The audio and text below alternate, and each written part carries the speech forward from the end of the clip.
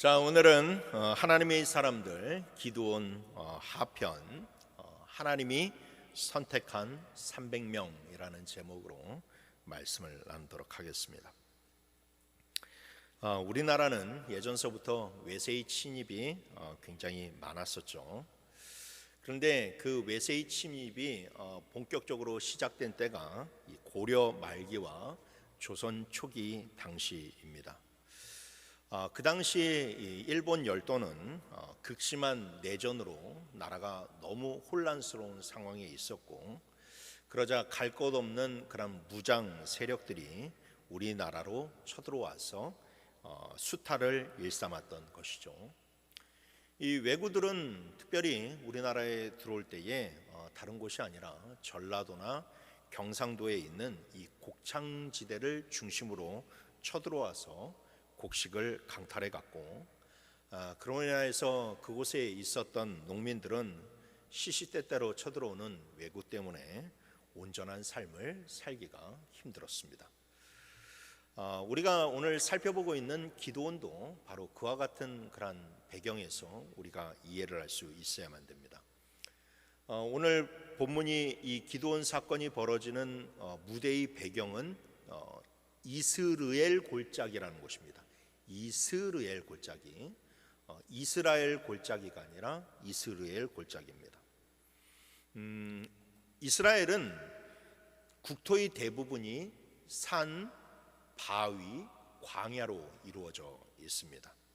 그래서 막상 우리가 정작 그 나라를 가서 방문을 해서 보면 적과 꿀이 흐르는 땅이라고 보기에는 너무나도 무색할 만큼 농지가 부족하고 굉장히 메마른 땅으로 이루어져 있습니다. 그런데 그 국토 가운데서 매우 특이한 그런 곳이 있는데 그곳이 바로 이스르엘 골짜기라고 하는 곳이에요. 그래서 이곳만 유독 넓고 평평한 그런 평야지대로 이루어져 있습니다. 그래서 오늘날까지도 이스라엘 최대의 그런 곡창지대로 불려지는 곳이 바로 이스라엘 골짜기입니다. 그러다 보니까 이 외세의 침입이 잦았던 이스라엘은 항상 적들이 쳐들어올 때 제일 먼저 공격을 받는 것이 바로 이 이스라엘 골짜기라고 할 수가 있어요. 전쟁이 이곳에서 얼마나 많이 났는지 이곳에서 유명한 곳이 하나가 있는데 바로 무깃도라고 하는 곳이고, 그 무깃도에서 벌어지는 전쟁을 가리켜서 아마겟돈이라고 이야기를 합니다. 그래서 나중에 이 최후의 그런 전쟁이 일어날 때에도 바로 이곳에서 벌어질 것이다 라고 이야기할 만큼 굉장히 외세의 침입이 잦은 곳이 이 이스라엘 골짜기이고, 오늘 본문에서 미디안 족속이 쳐들어오는 것도 어김없이 바로 이 이스라엘 골짜기입니다. 이 7년 동안 추수 때가 되면 미디안 족속이 계속해서 이 지역을 쳐들어와서 모든 곡식들을 수탈해 가니 이 지역 주민들의 삶은 그야말로 피폐해질 대로 피폐해지고 말았습니다. 그 피폐해진 모습을 단편적으로 보여준 사람이 바로 우리가 지난주에 살펴보았던 기드온이라고 할 수 있죠. 기드온은 항상 이 추수 때마다 미디안이 올라오게 되니까 아직 덜 영글은 그런 곡식을 추수를 해서 그것을 가져다가 몰래 포도주 틀에서 그 곡식을 이렇게 추수해서 먹게 되었어요. 그러니까 제대로 된 음식을 먹지 못했고, 그래도 그것이라도 먹어야만 살 수 있었던 당시의 그런 이스라엘의 형편을 우리는 발견하게 된다라는 겁니다. 그런 가운데 그렇게 삶의 낙심에 빠져 있을 때에 하나님께서 기드온을 찾아오셔서 그를 부르십니다. 그러면서 너 큰 하나님의 용사여 라고 그를 부르실 때에 기드온은 정말로 적지 않은 충격을 받을 수밖에 없었어요. 왜냐하면 자신은 너무나도 가난하고 또 자기의 집안은 므낫세 지파 중에서 가장 작은 지파와 가장 작은 집안에 속하기 때문에 자기를 하나님의 큰 용사로 세우시고 지도자로 세우시겠다라고 하는 하나님의 음성 앞에서 그는 당황해 할 수밖에 없었죠. 하지만 하나님께서는 그를 그냥 부르신 것이 아니라 그를 부르셨고 기드온에게 용기와 그리고 성령의 그런 충만함을 부어 주셨습니다. 그래서 결국 하나님의 세우심으로 말미암아 그는 므낫세 지파와 주변 지파에서 사람을 보내 사람들을 모집하게 되는데 무려 3만 2천 명이나 되는 그러한 군사들을 모집하여서 그 사람들을 이끌고 미디안과 싸우게 되는 전쟁터로 나아가게 됩니다. 그래서 오늘 본문 1절을 보시게 되면 기드온의 군대는 이스라엘 골짜기 하롭셈 근처에 진을 쳤고 미디안 족속은 건너편 모레산 앞 골짜기에 진을 쳤다라고 이야기를 합니다.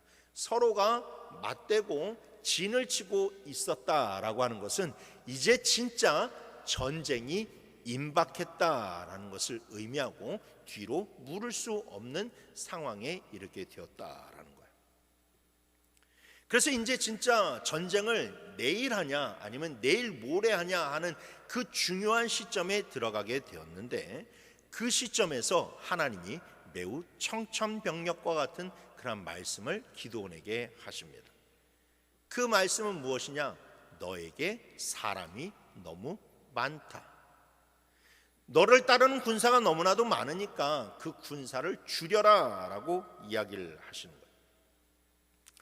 기드온을 따르고 있는 군사는 3만 2천 명이었습니다. 3만 2천 명 정말로 많은 숫자죠. 그런데 여러분 그 숫자가 그냥 보았을 때는 많아 보여도 그것을 상대적으로 보았을 때는 작아질 수가 있습니다. 여러분 우리 교회가 정말로 부흥을 해서 이 자리를 가득 메우면 사람들 진짜 많다, 정말로 많이 모인다라고 그렇게 이야기할 수 있겠지만 그런데 여러분 그것을 상대적으로 보아서 서울이나 뭐 그런 곳에 사람들이 수없이 많이 모이는 대형 교회랑 비교를 하게 되면 우리 교회는 굉장히 작은 교회라고 할 수가 있겠죠. 마찬가지로 이스라엘의 군대가 지금 3만 2천 명이어서 많아 보일런지 모르겠지만 그 맞은편 진영에 있는 미디안의 군사는 몇 명이었느냐? 13만 5천 명이었어요. 13만 5천 명. 미디안의 군대가 기드온의 군대보다 4배 이상으로 많았다라는 겁니다. 그러니 여러분 3만 2천 명을 가지고 어찌 많다고 할 수 있겠습니까? 그런데도 하나님께서 너를 따르는 사람이 너무 많다라고 이야기를 하시는 것은 실제로 그 기드온이 데리고 있는 그 군사의 숫자가 많아서 많다라고 하시는 말씀이 아니라는 거예요. 하나님은 단순히 사람의 숫자가 많기 때문에 많다고 하시는 것이 아니라 그 안에 하나님께서 필요로 하지 않는 사람들이 너무 많기 때문에 많다라고 이야기를 하시는 것이죠. 오히려 그 많은 사람들이 그것으로 인해서 그 상황에서 네가 승리를 하게 되면 네가 오히려 그 많은 사람들 때문에 교만해질 수 있기 때문에 내가 이 전쟁을 이끌어가는 데 있어서 하나님의 영광을 드러내는 데 있어서 그 필요한 사람들을 줄여라 라고 하나님께서 명령을 하셨어요. 그래서 하나님께서 사람들의 숫자를 줄여 가시는데 쭉쭉쭉쭉 줄여 가시더니 몇 명까지 줄이셨느냐? 300명으로 줄이셨다라는 거예요. 3만 2천 명에서 300명으로 줄었습니다. 1%만 남게 됐다라는 것이죠. 그때 기드온의 마음과 표정은 어땠을까요? 요즘 우리나라 반도체주가 아주 호황을 누리고 있습니다. 뭐 몇 퍼센트 올렸느니 몇 퍼센트 올렸느니 그래서 이제 회사를 관두겠다라느니 그런 말들이 많이 들려오게 되는데 여러분 만약에 지금 그 삼전 하이닉스 주식을 가지고 있는 그 사람들 가운데 그 하이닉스 주식이 50%로 떨어졌다고 생각을 해보세요. 정상적인 삶을 살아가기 힘들 겁니다. 70%로 떨어지고 90%로 떨어지고 99%가 손실이 됐다라고 생각해 보십시오. 한마디로 해서 주식이 휴지 조각이 되어버리면 여러분 그 사람들이 삶은 어떨까요? 그 사람들이 표정을 한번 상상해 보시고 그 사람들이 마음을 한번 생각해 보세요. 기드온의 심정이 지금 그랬다라는 겁니다. 자기가 믿고 의지하는 그 모든 것들이 진짜 하나님의 말씀에 의해서 한순간에 다 휴지 조각으로 변해버리고 말았어요. 그런데 여러분, 그 300명이 되지 않았을 때, 즉 32,000명이 되었을 때는 하나님께서 내가 미디안의 군대를 너의 손에 넘겨주지 않겠다라고 말씀을 하셨는데, 그 300명이 되었을 때에 하나님께서 무엇이라고 이야기하십니까? 7절 말씀에 여호와께서 기드온에게 이르시되 내가 이 300명으로 너희를 구원하여 미디안을 내 손에 넘겨주겠다라고 말씀하셨다라는 겁니다.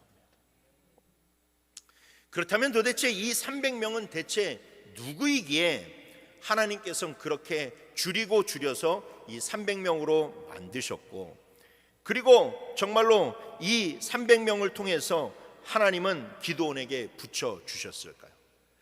오늘 이 300명의 특징을 함께 살펴봄으로 말미암아 오늘날 하나님이 선택하시는 사람들은 어떤 사람인지를 우리가 알기를 원하고, 우리 자신도 하나님이 선택한 사람들이 되어서 하나님께 쓰임받는 성도, 쓰임받는 교회가 되기를 주님의 이름으로 축원합니다.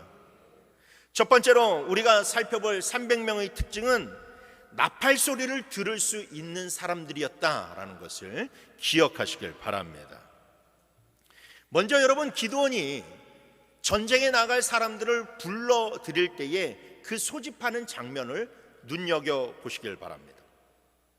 사사기 6장 34절 35절 말씀에 보니까 여호와의 영이 기드온에게 임하시니 기드온이 나팔을 불매 아비에셀이 그의 뒤를 따라 부름을 받으니라. 기드온이 또 사자들을 온 므낫세에 두루 보내며 그들도 모여서 그를 따르고, 또 사자들을 아셀과 수블론과 납달리에 보내매 그 무리도 올라와 그를 영접하더라 라고 나와 있어요. 자, 여기에서 보게 되면 기드온이 32,000명을 소집하는 그러한 방식을 보게 됩니다. 그런데 이 32,000명으로 모인 소집된 사람들 가운데는 두 부류의 사람들이 있었어요. 첫 번째는 기드온이 양각 나팔을 불었을 때 그 나팔 소리를 듣고 그 군대로 나온 사람이 있었고, 다른 한 부류는 기드온이 각각의 지파들로 자기의 그런 전령들, 사자들을 보내서 그 사람들을 독려하고 설득시켜서 그 군대에 나온 사람들이 있었다라는 거예요. 당시 기드온은 하나님께 부름을 받고 아버지의 집으로 가서 그 아버지의 집 마당에 있었던 바알과 아세라상을 다 찍어서 없애버렸어요. 그러니까 하나님이 그 모습을 너무나도 기뻐하시고 하나님이 기드온에게 하나님의 영을 부어주셨어요. 한마디로 해서 성령의 충만함을 부어주셨다는 겁니다. 그렇게 되니까 기드온이 용기를 얻게 되고 가장 먼저 한 일이 무엇이냐, 바로 저 이스라엘 골짜기 옆에 있는 산에 올라가서 그 이스라엘 골짜기 주변에 있는 그런 지파들이 들을 수 있도록 나팔을 불었다라는 거예요. 나팔을 불었다. 여러분들 성경을 보시면 알겠지만 이스라엘은 아주 중요한 이벤트가 있을 때마다 나팔을 불게 됩니다. 예를 들어서 절기가 시작되었을 때 나팔을 불게 되고, 사람들을 그 공회로 모이라고 사람들을 모이라고 나팔을 불게 되고, 군대를 소집할 때 나팔을 불게 되고, 회개하고 하나님 앞에 나아가자라고 할 때도 언제나 어김없이 나팔을 불어서 사람들을 모이게 합니다. 그러니까 이 이스라엘의 특징이 항상 그 나팔 소리를 듣고 있다가, 우리가 예전에 민방위 훈련할 때 온 동네에 사이렌이 퍼졌을 때 대피소로 들어가고 예비군들은 모이고 이런 것이 훈련되어 있는 것처럼 이스라엘 백성들은 항상 그 나팔 소리를 듣고 반응을 하게 되는 거예요.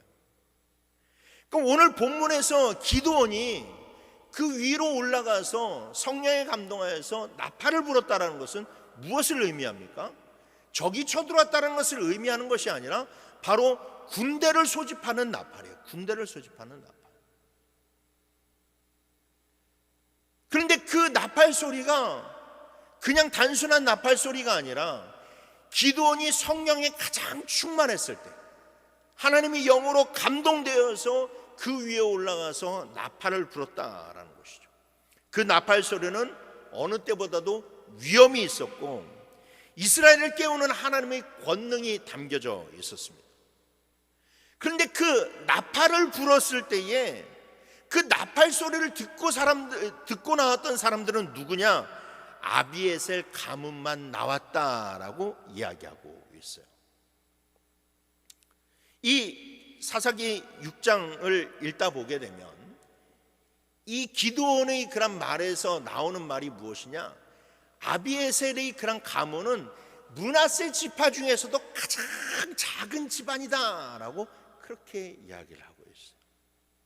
그러니까 이때 나팔 소리를 듣고 나온 사람의 수가 얼마 되지 않았다라는 거예요. 너무나도 적은 사람의 수가 나왔다라는 것이죠. 그러니까 이 기드온이 그 모습을 보게 되니까 자기는 정말로 온 힘을 다해서 성령에 감동되어서 나팔을 불었는데 정작 그 나팔 소리를 듣고 나온 사람들의 수가 얼마 되지가 않으니까 기드온도 인간인지라 그 숫자를 보고 너무나도 큰 실망에 빠져들게 되었어요. 그래서 그 즉시 자기의 그런 사자들을 이곳저곳으로 보냅니다. 므낫세 지파로 보내고 납달리, 스불론 그런 아셀 지파로 계속해서 사람들을 보내서 사람들을 독려하는 거예요. 우리가 싸워야만 된다. 하나님이 우리를 부르신다. 하나님께서 기드온에게 말씀하셨다. 그러니까 나와서 싸우자라고 해서 설득해서 모인 사람들이 바로 32,000명이 되었다라는 것이죠. 그러니까 이 32,000명은 하나님의 나팔 소리를 듣고 나온 소수의 사람들과 그리고 사람의 그런 이 외침을 통해서 사람의 노력을 통해서 모은 32,000명이 있었다라는 거예요.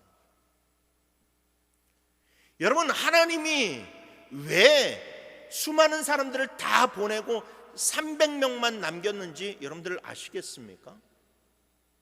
만약에 그 32,000명을 가지고 고스란히 전쟁에 나아가서 승리했다라고 여러분 생각해 보십시오.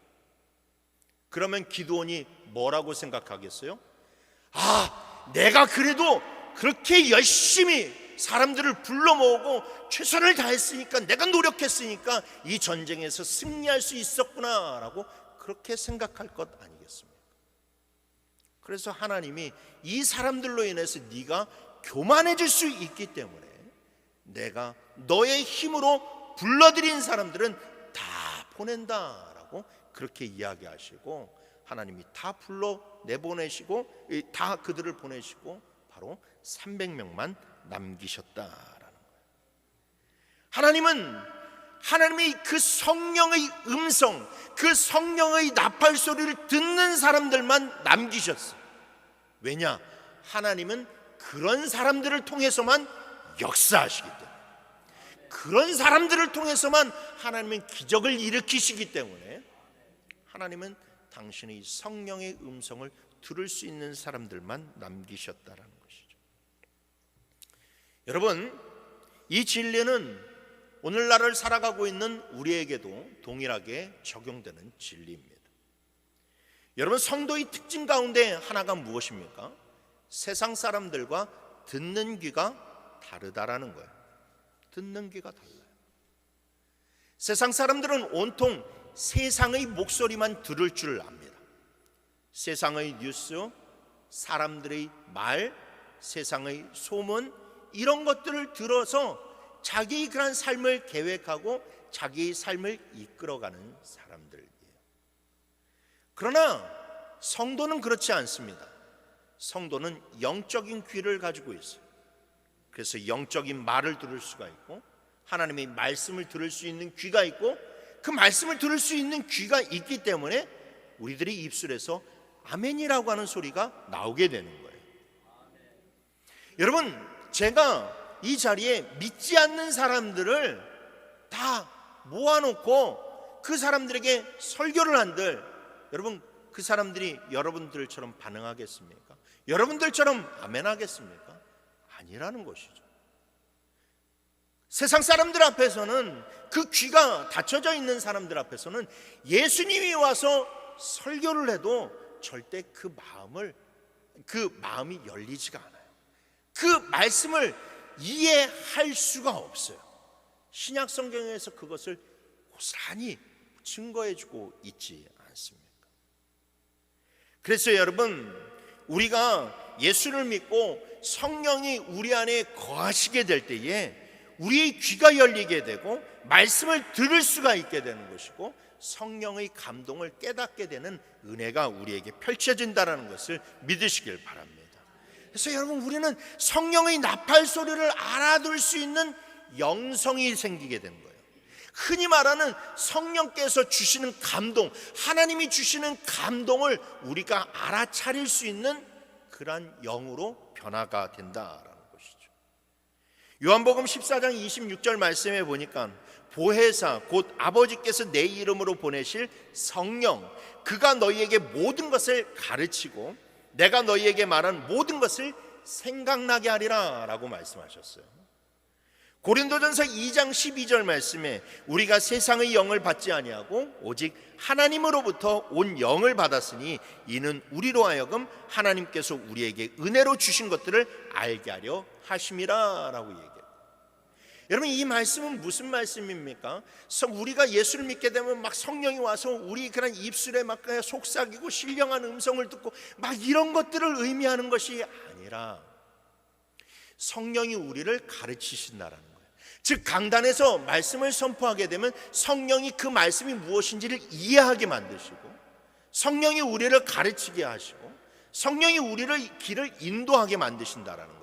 우리가 지금 저 말씀을 듣고 무엇을 해야 될지, 어떻게 해야 될지를 성령께서 가르쳐 주신다라는 거예요. 여러분, 인간 목사가 여러분들을 가르치는 것이 아닙니다. 저는 그냥 이 강단에서 하나님의 말씀을 선포할 뿐이고 그 말씀을 여러분들에게 깨닫게 하고 여러분들을 가르치시는 것은 성령께서 하시는 일이라는 거예요. 그래서 여러분, 신앙생활을 우리가 온전하고 정말로 아름답고 복된 신앙생활을 하려면 어떻게 해야 되느냐? 성령의 음성을 들을 수가 있어야만 돼요. 성령께서 주시는 감동을 알아차릴 수가 있어야만 돼요. 여러분, 말씀을 들을 때에 저는 단순하게 하나님의 말씀을 여러분들에게 전파하지만, 그러나 여러분들은 그 말씀을 듣고 어떻게 해야 될지를 알잖아요. 하나님이 감동을 주시고 여러분들을 깨우시고 여러분들을 움직이게 하신다라는 겁니다. 여러분, 하나님께서 그 감동을 주실 때에 우리는 그 감동에 즉각적으로 반응할 수 있는 사람이 되어야만 돼요. 그런데 감동을 주시는데도 불구하고 뒤로 물러서거나 그 일을 미루거나, 하나님이 나에게 100에 대한 감동을 주셨는데 그 감동을 50으로 줄이거나 30으로 줄이는 것은 여러분, 우리들이 영적인 귀가 점점 먹고 있다는 것을 의미하고 있다는 거예요.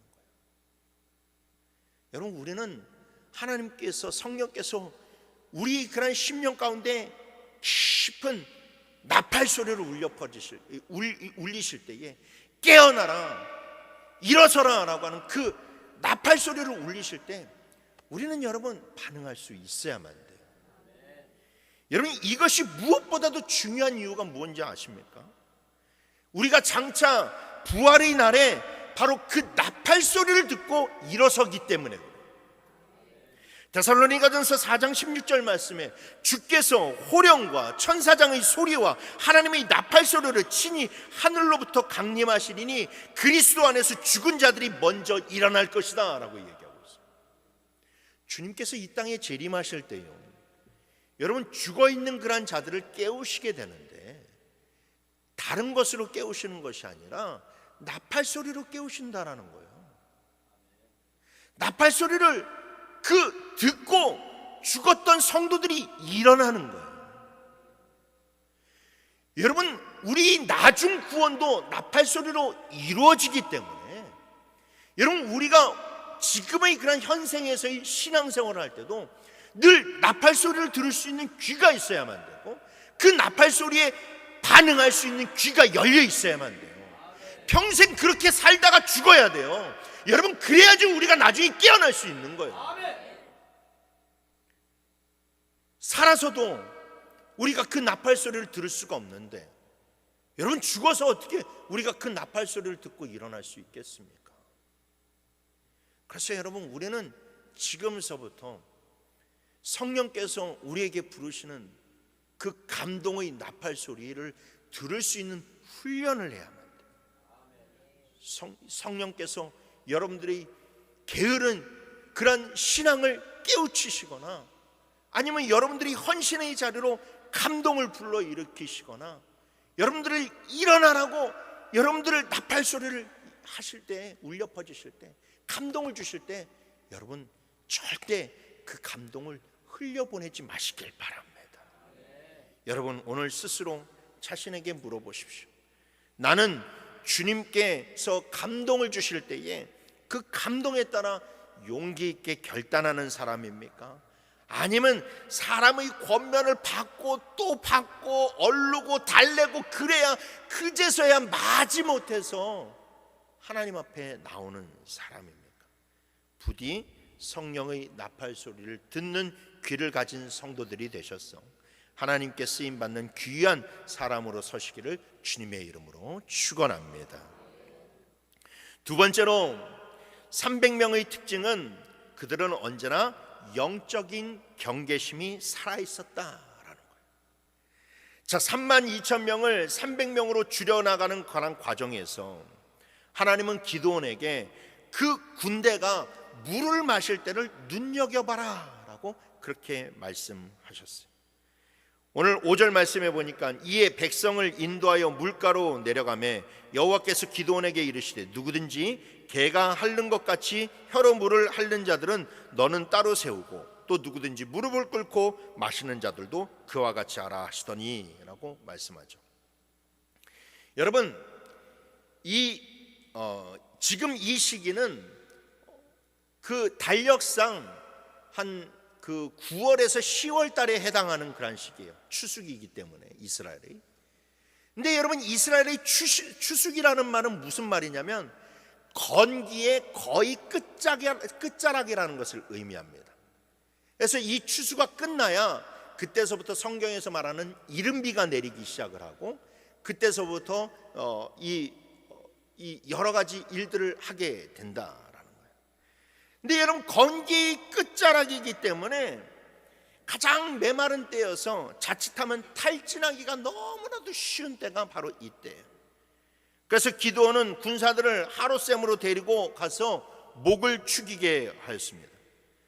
그런데 어떤 사람들은 무릎을 꿇고 얼굴을 물에 대서 마시는 사람이 있는 반면에 어떤 사람은 손으로 모아서 물을 마시는 사람들이 있었어요.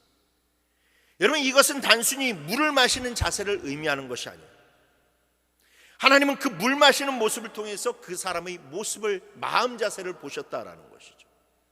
그냥 지금 얼굴을 물에다 받고 코에다 받고 그렇게 물을 마시는 사람은 지금 내가 이 전쟁이고 뭐고 그거 상관없이 내가 지금 갈증이 목말라가지고 죽겠으니까 내 이 갈증부터 해결하자라고 하는 사람이고 물을 손에다 움켜서 마시면서 사방을 경계하고 주의하는 그런 사람들은 내가 지금 목마른 이 내 목을 축이고는 있지만 그러나 아직 내가 전쟁의 한복판에 있고 적이 언제 올지 모르기 때문에 그것을 경계하면서 있는 사람이라고 할 수 있어요. 방심하는 순간 전쟁에서는 정말로 패배할 수밖에 없습니다. 적은 항상 그 방심한 틈을 비집고 들어오기 때문에 그래요. 그래서 하나님은 300명이라는 사람을 남기실 때에 그냥 단순한 용감한 사람들을 남기신 것이 아니라 깨어있는 사람, 아무리 타는 듯한 목마름 가운데서도 자기가 전쟁터에 있는 것을 아는 사람, 그리고 언제든지 싸울 준비가 되어 있는 그런 사람을 남기셨다라는 거예요. 여러분, 우리는 이 장면을 느헤미야의 성벽 재건에서도 찾아볼 수가 있습니다. 느헤미야의 성벽 재건은 52일 만에 완공된 기적 중의 기적이었어요. 그런데 여러분, 그 기적은 공사하는 사람들이 많고 막 주변 상황이 편안하기 때문에 이루어진 그러한 기적이 아니었죠. 당시에는 적들이 언제 쳐들어올지 몰랐어요.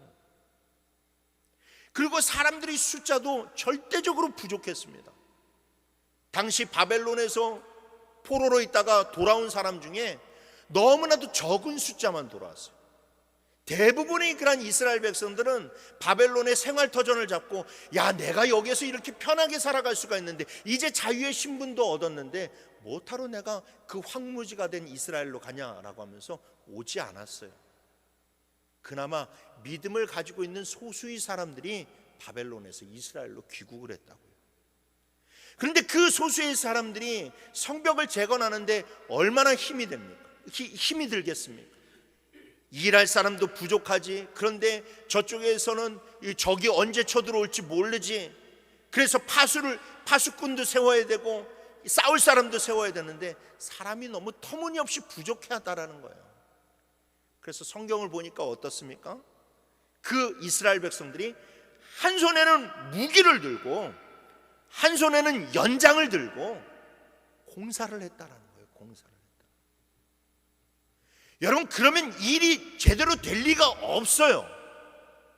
공사의 기간은 1년이 넘어서야만 되고 2년이 넘어서야만 되고 더 한없이 길어질 수가 있었어요. 그런데 여러분, 그 사람들이 한 손엔 정말로 연장을 잡고 한 손에는 무기를 잡고 그렇게 힘들게 일했더니 그 성벽이 52일 만에 완공되는 기적이 일어나게 되었다라는 거예요. 여러분, 우리는 여기에서 하나님이 어떤 사람들을 가리켜서 하나님의 기적을 나타내는지 그 똑같은 원리를 발견하게 된다라는 겁니다. 여러분, 그렇습니다. 300명 굉장히 작은 숫자이지만, 그러나 하나님께서는 그 영적으로 깨어있는 그 사람들을 가리켜서 하나님이 놀라운 기적을 일으키셨다라는 것이죠. 그래서 성경이 누차 우리 성도들에게 강조하는 것은 무엇입니까? 깨어있으라는 거예요. 깨어있으라는 거예요. 우리 데살로니가전서 5장 6절 다 같이 읽어봅시다. 시작. 그러므로 우리는 다른 이들과 같이 자지 말고 오직 깨어 정신을 차릴지라. 베드로전서 5장 8절 시작. 근신하라, 깨어라. 너희 대적 마귀가 우는 사자같이 두루다니며 삼킬 자를 찾나니. 아멘. 그렇습니다, 여러분. 우리는 항상 깨어 있어야만 돼요. 사단은 늘 우리 가운데서 역사하기 때문에 그렇습니다. 사단이 뭐 교회 안에서만 역사하겠습니까? 아니요. 여러분들이 나가 있는 일상에서도 사단은 어김없이 역사합니다. 그 틈을 찾아요. 틈을 찾아요. 배우자의 말 한마디에 서운하게 만들고, 자녀의 실망스러운 모습 가운데서 서운하게 만들고, 찾아온 손님의 그 말 한마디에서 내 자존심이 무너지게 만들고, 거래처와의 그런 계약의 막힘 가운데서 우리를 끊임없이 공격하고 또 공격해 온다라는 겁니다. 여러분, 우리가 거기에서 무너지게 된다라는 거예요. 무너지게 된다라는 거예요. 여러분, 우리는 세상에 나아가서 열심히 일해야만 됩니다. 우리들이 그 메마른 삶을 죽일 수 있도록 여러분, 우리는 정말로 그 갈증을 해결하는 삶을 살아가야만 돼요. 그런데 여러분, 내 갈증만 해결하겠다고 내 얼굴을 그냥 거기에만 콕 박고 그것에만 몰두하는 삶을 살아서는 안 된다라는 거예요. 내 일상의 삶 가운데서, 직장 삶 가운데서도, 어디에서든지 항상 나의 영적 전쟁은 끝나지 않았어요. 그래서 여러분, 사단이 어느 팀에 우리를 치고 들어올지 모르기 때문에 우리는 늘 삶의 현장에서, 가정에서 깨어있는 자들이 되어야만 된다라는 거예요. 그래서 마귀가 우리의 마음을 시험하고 우리의 마음을 정말로 서운하게 만들고 우리 자존심을 건드릴 때에 여러분, 우리는 그 가운데서 주님이 주신 그런 믿음을 가지고 승리할 수 있어야만 될 줄 믿으시길 바랍니다. 300명은 바로 그런 사람들이었어요.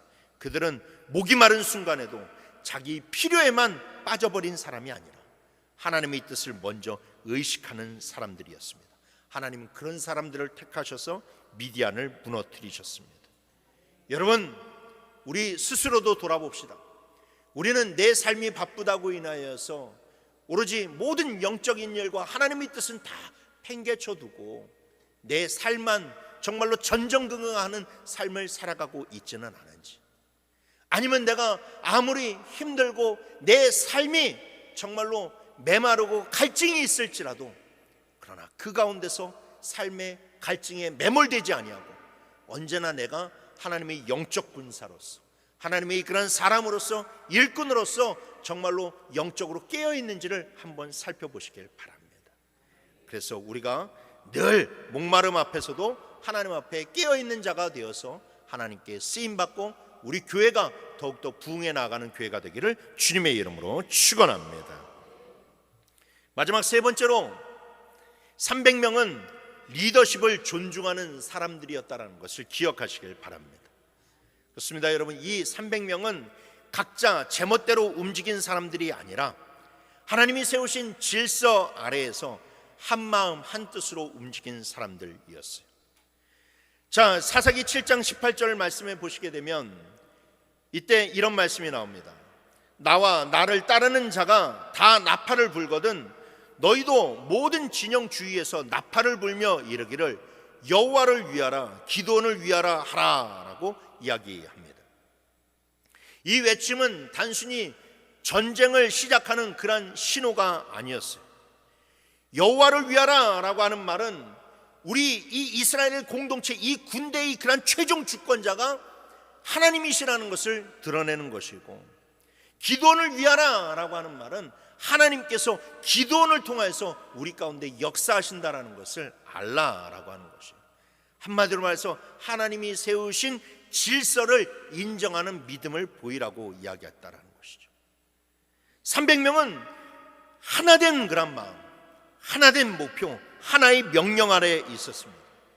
하나님이 기도원을 세우셨고 그 기도원을 중심으로 인해서 백성이 움직이게 하셨다라는 것이죠. 바로 여러분, 이것이 영적 공동체의 질서라는 것을 잊지 마시길 바랍니다. 이 리더십이 승리의 결정적인 그런 원동력이 되었던 사건들을 우리가 16절에서 발견하게 되는데요.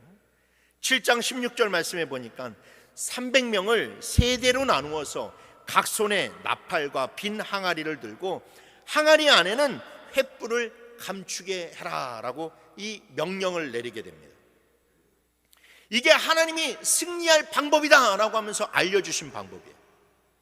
칼이 아니라 나팔을 들고 그 다음에 빈 항아리와 빈 항아리 속에 횃불을 감추고 가라는 것이 하나님이 알려주신 승리의 방법이라는 거예요.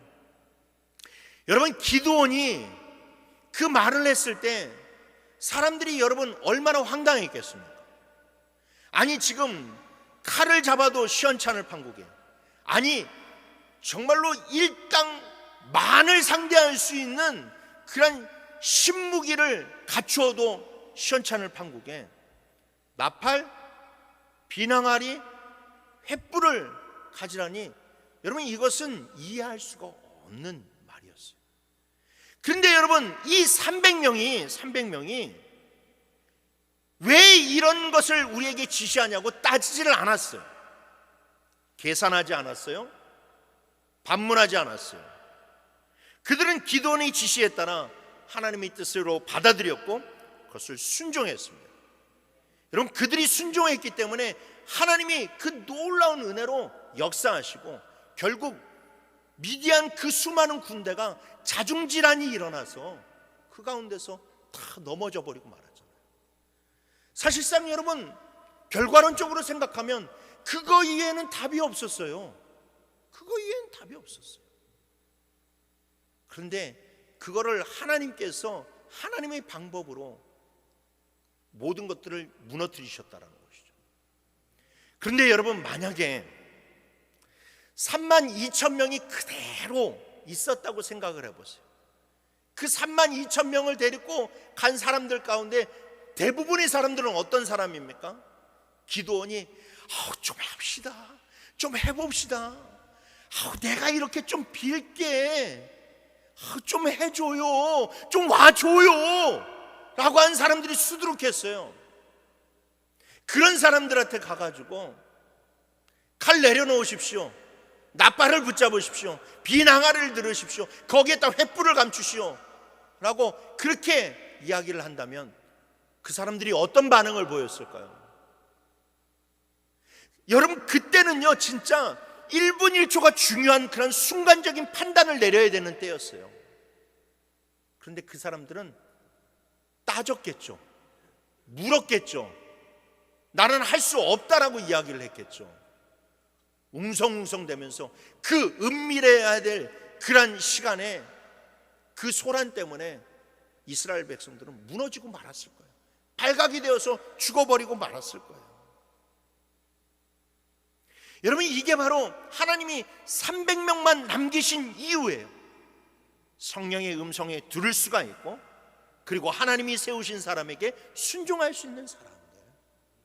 여러분, 하나님이 그 사람들을 통해서 놀라운 은혜의 역사를 이루셨다라는 것이죠.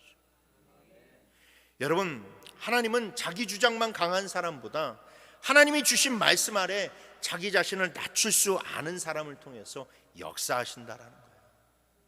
자기 생각이 강한 사람들은요, 하나님의 부흥의 물꼬를 그냥 계속해서 막고 있을 수밖에 없어요. 여러분, 성경을 보십시오. 하나님이 모세를 세우셔서 이스라엘 백성들을 구원의 길로 인도하실 때에 그 가운데서 많은 이벤트들이 있었어요. 그런데 여러분, 이스라엘 백성들이 모세의 리더십을 인정하고 순종할 때는요, 여러분, 정말로 승리가 있었고 놀라운 기적들이 일어나게 되었어요. 그러나 그들이 지도자를 거부하고 자기 뜻대로 움직였을 때 거기에서는 이 적군에게 가야 할 하나님의 심판이 자기들에게 떨어졌어요. 자기들에게 떨어졌어요. 결국 다 광야에서 출애굽 1세대들은 다 죽음을 맞이하고 말지 않았습니까? 그러므로 여러분, 하나님을 사랑하는 사람은 하나님이 세우신 질서를 존중할 수 있어야만 됩니다. 여러분, 나는 하나님을 위한다고 하면서도 하나님이 세우신 질서를 가볍게 여기고 있지는 않은지 물어볼 수 있어야만 됩니다. 나는 공동체 안에서 정말로 그 질서 안에서 그 질서에 내 자신을 맞추기보다는 오히려 내 생각을 사람들에게 자꾸만 퍼뜨리면서 그 질서와는 반대된 그러한 곳으로 나아가고 있지는 않은지 여러분, 우리는 알아야만 됩니다. 하나님이 여러분 그거 인정하지 않았어요. 하나님이 인정하지 않았어요.